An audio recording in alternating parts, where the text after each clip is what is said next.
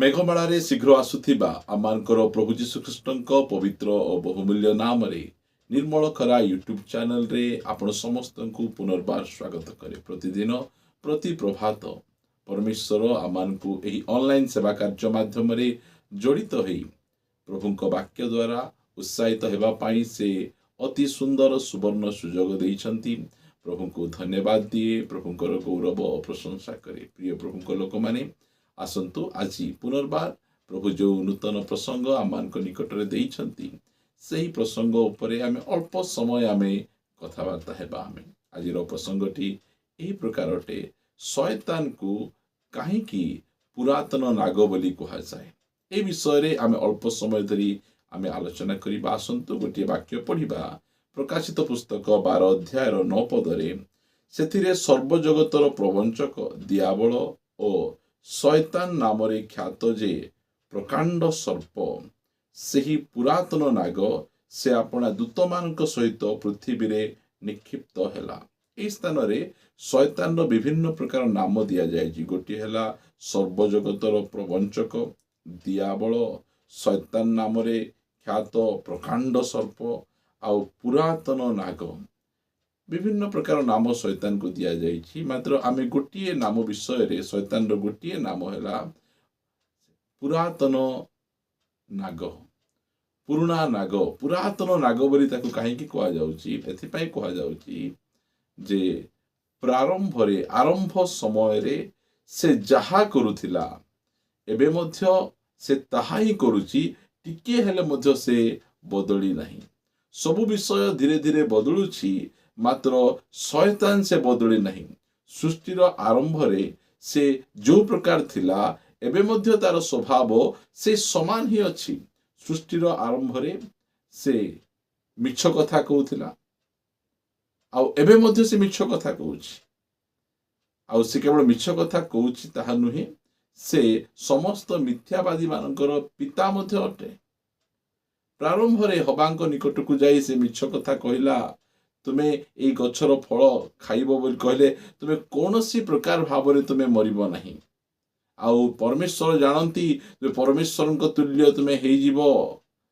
ଏହି ପ୍ରକାର ଯୋଉ ମିଛ କଥା ସେ ପ୍ରାରମ୍ଭ ସମୟରେ କହିଥିଲା, ଆଉ ଏହି ସମୟରେ ମଧ୍ୟ ସେ ସମାନ ମିଛ କଥା ସେ କହୁଛି। ସେଥିପାଇଁ ତାହାକୁ ପୁରାତନ ନାଗ ବୋଲି କୁହାଯାଏ। ପ୍ରାରମ୍ଭରେ ସେ ଯେଉଁ ପ୍ରକାର ମିଛୁଆ ଥିଲା, ଏବେ ମଧ୍ୟ ସେଇ ପ୍ରକାର ମିଛୁଆ। ଏବେ ମଧ୍ୟ ଲୋକମାନଙ୍କୁ ମିଛ କଥା କହୁଛି, ତା ପାଖରେ ସତ୍ୟ ନାହିଁ। ସେ ଯେତେବେଳେ ମିଛ କହେ, ସେ କାହାଠୁ ଶିଖିକିନା କହେ ନାହିଁ, ସେ ତାର ନିଜ ଠାରୁ ସେ କହେ। ସେ ମିଥ୍ୟାବାଦୀ, ଆଉ ମିଥ୍ୟାବାଦୀ ମାନଙ୍କର ପିତା ଅଟେ। ସେ ପ୍ରାରମ୍ଭରେ ସେ ମିଛ କଥା କହୁଥିଲା, ହବାଙ୍କୁ ମିଛ କଥା କହି ଭୁଲେଇଲା। ଆଜି ମଧ୍ୟ ପ୍ରତ୍ୟେକ ଲୋକଙ୍କୁ, ଯେଉଁ ଲୋକମାନଙ୍କ ସହିତ ସେ ମିଶେ, ଆଉ ଯେଉଁମାନଙ୍କୁ ସେ ସାକ୍ଷାତ କରେ, ସେ ସବୁ ଲୋକଙ୍କୁ ସେ ମିଛ କଥା କହୁଛି। ପ୍ରାରମ୍ଭରେ ସେ ପରିବାର ଭାଙ୍ଗୁଥିଲା। ଆଦମ ହବାଙ୍କର ପରିବାରକୁ ନଷ୍ଟ କରିବା ବ୍ୟକ୍ତି ହେଉଛି ଶୟତାନ। ଆଦମ ହବା କେତେ ଖୁସିରେ ଥିଲେ।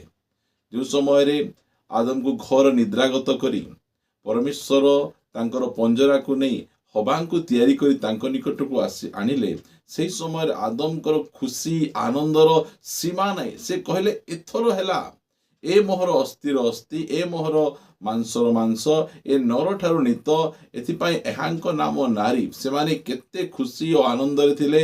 ସେମାନଙ୍କ ମଧ୍ୟରେ କୌଣସି ପ୍ରକାର ମତଭେଦ ନଥିଲା।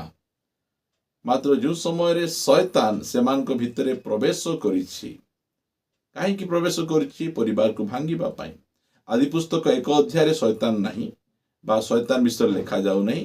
ଆଦି ପୁସ୍ତକ 2 ଅଧ୍ୟାୟରେ ଶୟତାନ ବିଷୟରେ ଲେଖାଯାଉନାହିଁ, ମାତ୍ର 3 ଅଧ୍ୟାୟରେ ଲେଖାଯାଉଛି। କାରଣ ଗୋଟେ ପରିବାର ଗଠନ ହେଉ ହେଉ ଶୟତାନ ସେ ଆସିଛି ପରିବାରକୁ ଭାଙ୍ଗିବା ପାଇଁ, ପରିବାରକୁ ନଷ୍ଟ କରିବା ପାଇଁ। ପ୍ରିୟମାନେ, ସେ ପ୍ରାରମ୍ଭ ସମୟରେ ସେ ମିଛ କଥା କହୁଥିଲା, ଆଉ ଏବେ ମଧ୍ୟ ମିଛ କଥା କହୁଛି। ପ୍ରାରମ୍ଭ ସମୟରେ ସେ ପରିବାର ଗୁଡ଼ିକକୁ ନଷ୍ଟ କରୁଥିଲା, ଆଉ ଏବେ ମଧ୍ୟ ସେ ତାର ସମାନ କାମ। ଯଦି ସ୍ୱାମୀ ସ୍ତ୍ରୀ ଖୁସିରେ ଥିବେ, ସେ ସହ୍ୟ କରିପାରିବ ନାହିଁ। ପ୍ରେମରେ ଥିବେ, ସହ୍ୟ କରିପାରିବ ନାହିଁ। ସେମାନଙ୍କ ମଧ୍ୟରେ କୌଣସି ପ୍ରକାର ମନୋମାଳିନ୍ୟ ନଥିବ, ତାହା ମଧ୍ୟ ସେ ସହ୍ୟ କରିପାରିବ। ସବୁ ସମୟରେ ସେ ଚାହିଁବ ମୁଁ କି ପ୍ରକାର ଭାବରେ एमानको परिवार को नष्ट करी एमानको स्वामी स्त्री को अलगा करी सेमानको परिवार मध्य में अशांति क्रिएट करी सेमानको कि प्रकार अलगा अलगा मु करदेवी एटा आदम हवांकर परिवार को नष्ट करने शैतान जाइतिला आज मध्य तार काम से परिवार गुड़िक को भांगिबा पाई आदि पुस्तक रे शैतान निजे जाई नथिला बा से साप बेश रे जाइतिला एबे मध्य मु शैतान तुम परिवार को भांगिबा को आसीची बोल तक से कहा घर को से जीव नाही ना मात्र से एदन उद्यान जे प्रकार भाव रे सर्प मध्य प्रवेश करी जाइतिला सर्प मध्य काहे प्रवेश करतिला सर्प बहुत चतुर बोली बाइबल कहे प्रभु यीशु ख्रीष्ट कहले कपट परी अहिंसक हुओ आ सर्प परी चतुर हुओ बुद्धिमान हुओ कारण सर्प गोटे चतुर बुद्धिमान जीव अटे से आउ से प्रकार गोटे बुद्धिमान व्यक्ति द्वारा से घर भितर प्रवेश करे मंडली भितर प्रवेश करे आउ घर को छारखार करे मंडली को छारखार करे से ता ना है पुरातन नाग कहीं पुरातन नाग कारण से समय रे तार जो प्रकार भाव रे अभ्यास थिला जो प्रकार भाव गुण थिला 1% मध्य बदली नहीं आ अधिक भ्रष्ट होईची आ अधिक भाव रे से दुष्ट होईची से शैतान को पुरातन नाग बोली कहा जाए सेतबेले मिछ कहउतला एबे मिछ कहउची सेतबेले परिवार गुडी को भांगुतिला एबे मध्य परिवार भांगुची सेही समय रे मनुष्य मान को परमेश्वर ठारू दूर को नहीं जाउतिला प्रारंभिक समय रे से कौन कला जो समय रे परमेश्वर आसुथिले सेही समय रे आदम आ हवा केते अपेक्षा रे परमेश्वर को जगुथिले परमेश्वर आसिले तांको सहित फेलोशिप करुथिले तांको सहित सहभागिता करुथिले गमनागमन करुथिले मात्र शैतान सेमान को मध्य को जाई परमेश्वर और शैतान मध्य रे से गोटे व्यवधान क्रिएट करिछि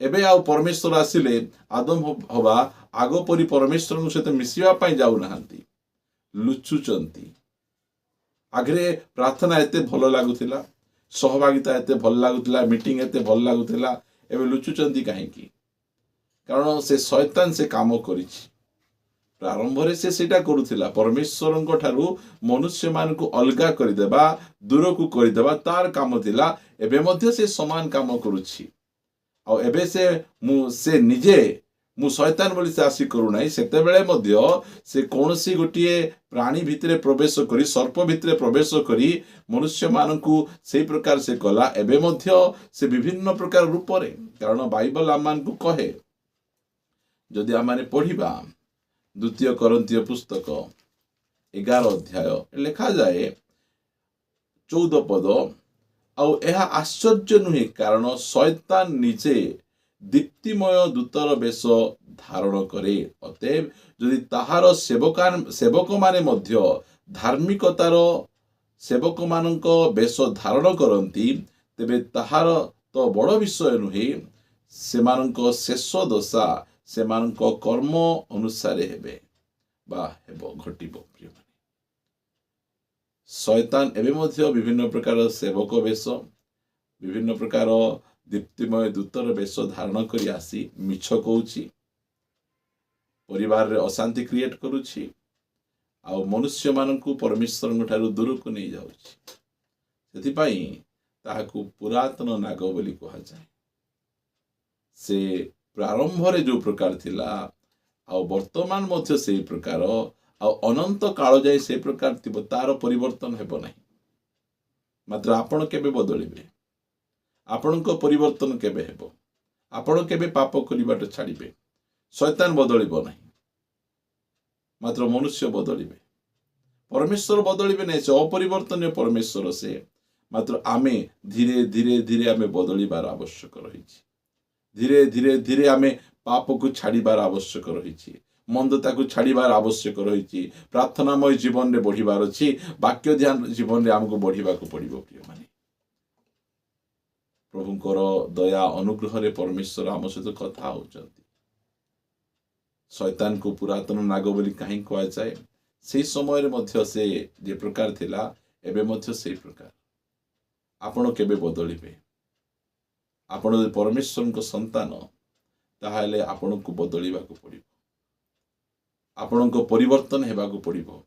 पाउल कहउछन्ति आमे प्रतिदिन आमे कौन होछु नूतनीकृत होछु, बदलुछु, आमे गौरवरु आ गौरवमय अवस्था को आमे जाउछु, आमे सिद्धतारु सिद्धता आड़को आमे जाउछु। प्रभुଙ୍କର अनुग्रह दया आमानक प्रति हेउ, आमे सही प्रकार आगु को बढ़िबा। आसंतु पदे प्रार्थना करिबा। मंगलमय पिता, आमे तुमको धन्यवाद दउछु, तुमे पुनर्बार तुम पवित्र वाक्य माध्यम रे आमानक सहित कथाबार्ता हेछ, आ तुमे आमानको प्रभु अति स्पष्ट भाव रे कहिछ तुमको बदलिबाको पड़िबो। प्रभु शैतान बदलिबो नाही, मात्र आमे नम्र सहकारे तुम निकट को आसीछु।